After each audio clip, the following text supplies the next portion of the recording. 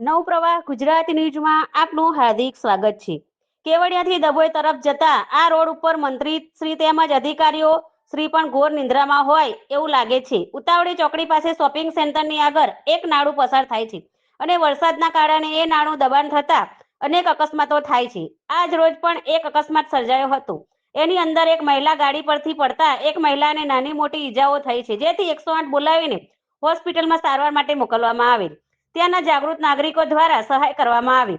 મહિલાને હોસ્પિટલ 108 દ્વારા પહોંચાડવામાં આવ્યા અને જેથી કરીને આ રોડનું કામ વહેલું પૂર્ણ થાય એવી આશા આરએનડી પાસે અપેક્ષા રાખે છે એવો સૂત્રો દ્વારા જાણવા મળેલ છે।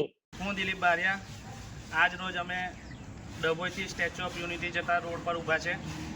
ઘણા સમયથી ઉતાવળી ચોકડી પાસે એક મોટું નારું આવેલું છે।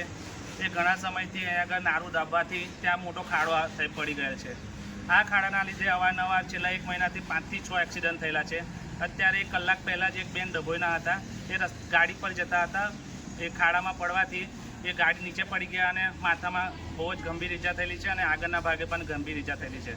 તેમજ 2 દિવસ પહેલાં પણ એક બેન અને એક એમનો છોકરો હતો, એ પણ અહીંયા આગળ ગાડી પર એક્સિડન્ટથી પડી ગયેલા હોવાથી એમના પણ માથાના ભાગે ગંભીર ઈજા થયેલી છે।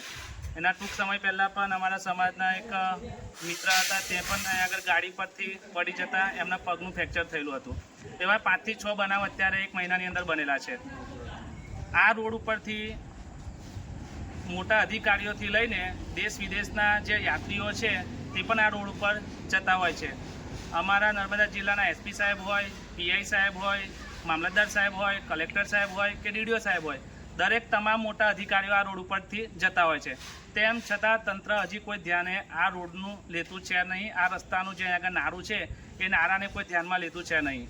તો હું સરકારને અને સરકારી તંત્રને એટલી જ વિનંતી કરું છું કે વહેલી તકે આ જે નારું છે એ રિપેર કરવામાં આવે, જેથી કરીને કોઈનો જીવ જોખમમાં ના જાય। વારંવાર અકસ્માત થવા છતાં હજી પણ તંત્ર કોઈ ધ્યાન લેતું છે નહીં। ભવિષ્યમાં કોઈ અનબનાવ ના બને, કોઈનો જીવ જોખમમાં ના જાય માટે સરકારને ફરી વિનંતી કરું છું અને સરકારી તંત્રને પણ વિનંતી કરું છું કે વહેલી તકે આ નારું રિપેર કરવામાં આવે, જેથી કરીને ભવિષ્યમાં કોઈ બનાવ ના બને। અને જો આ 10 દિવસની અંદર આ નારું રિપેર કરવામાં નહીં આવે તો અમે બારિયા સમાજ અને ક્ષત્રિય સમાજના તમામ યુવાનો, 500થી વધારે યુવાનો આ જ રોડ ઉપર બેસીને આંદોલન કરવાના છે। જય હિન્દ।